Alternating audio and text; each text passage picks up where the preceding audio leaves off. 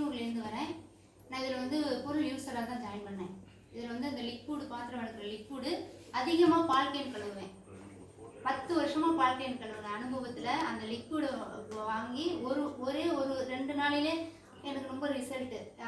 அந்த ஈஸியாக இருந்தது, அந்த பிசுப்பு தன்மையெல்லாம் இல்லாமல் இருந்ததுனால 4 வருஷம் வந்து டிஸ்ட்ரிபியூட்டராக தான் இருந்தேன். நான் பொருள் மட்டும்தான் வாங்கிட்டு இருந்தேன்.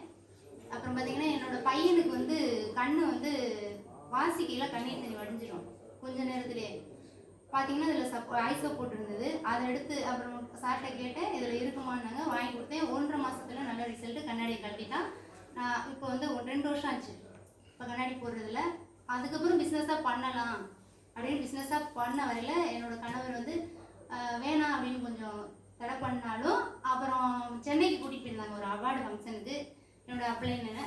அங்கே போய் பார்த்ததுக்கப்புறம் அவங்களே எடுத்து பண்ணி பிரான்ச் லெவலில் வந்து ஒரே ஒரு சொல்லிடுறேன். எனக்கு பார்த்தீங்கன்னா 2 மாதத்துக்கு முன்னாடி அதிகமாக சோல்டு பெயின், மாட்டு தீவன கடை வச்சுருந்தோம்.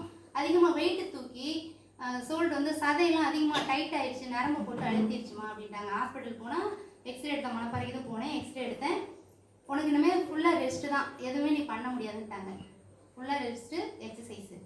நான் அப்போ தான் இதில் வந்து ஃபுல்லாக பண்ணுவோம் அப்படின்ட்டு வந்தால் ஃபுல்லாக எனக்கு அப்படி ஆயிடுச்சு.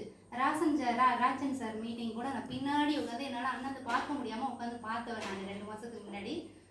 சாப்பிட்டு அதுக்கப்புறம் கேட்டு இதில் மெயினாக எல்ஆர்ஜின்னு கிரில் ஆயில் கண்டினியூவாக எடுத்துக்கமா, 1 மாதம் எடுத்துக்கமா போதும் அப்படின்னாங்க. 15 நாளையில எனக்கு நல்ல ரிசல்ட்டு. இதே மாற்றம் தான் உங்களுக்கு இருக்கும். விஷுவல். தேங்க்யூ.